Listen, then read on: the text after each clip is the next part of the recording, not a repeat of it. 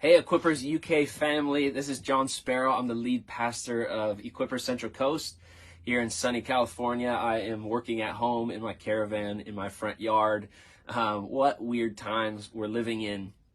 But I don't know about how it is in the UK, but recently in the United States, there's been a real feeling of unrest, uncertainty. People are making enemies. There's a lot of preferences that are clashing in terms of politics and what the people think should be the outcome of COVID-19 and the precaution that our government takes. And there's actually a statistic that came out recently that said people actually had more confidence in gas station sushi or petrol station sushi than they do in the government. I don't know who they polled, but I kind of get the feeling that there's some truth to that there's this real skepticism, this real unrest, and this real animosity towards people in these moments. And the Lord reminded me of this passage that I came across a little while back when it comes to loving your enemy. And it came from this curiosity out of 1 Corinthians 1, verse 1. It says, "This letter is from Paul, chosen by the will of God to be an apostle of Christ Jesus, and from our brother Sosthenes."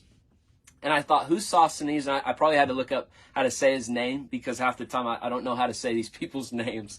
And so I looked up Sosthenes, and it turns out he makes his appearance in Acts chapter 18. And he was actually a leader of a synagogue, and he was responsible for persecuting Paul. He had brought Paul before a judge in Corinth to accuse him of being guilty of crime. And what happens is they get into the courtroom, and Gallio, the judge, says, "Hey, we don't have a case here. This is something you guys need to settle elsewhere."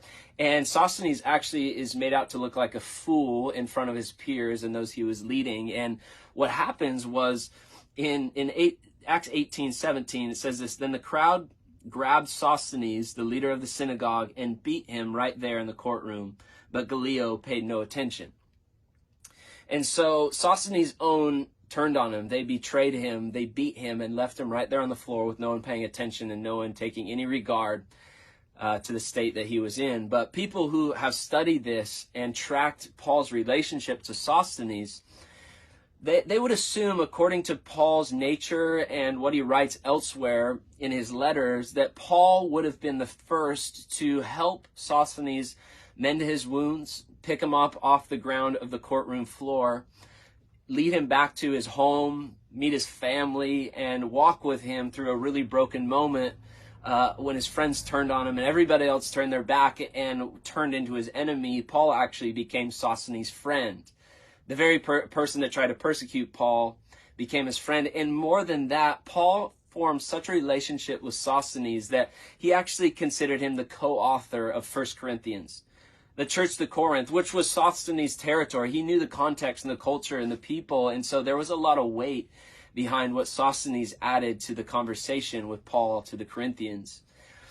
And I'd imagine when Paul sees Sosthenes laying on the ground, bloody, bruised, and abandoned by his own, he is reminded of himself, who he was not too long ago, because he had a reputation for accusing Christians, for murdering Christians, and testifying at their murder, their beating, and he said he was the worst of the worst. And so he probably saw himself in Sosthenes and had great compassion on him, and remembered that I make enemies my friends because I am a follower of Jesus Christ, and that's just what we do. And so I am challenged in these moments when there is unrest, animosity, where there is party against party, religion against religion, and wherever there's tension.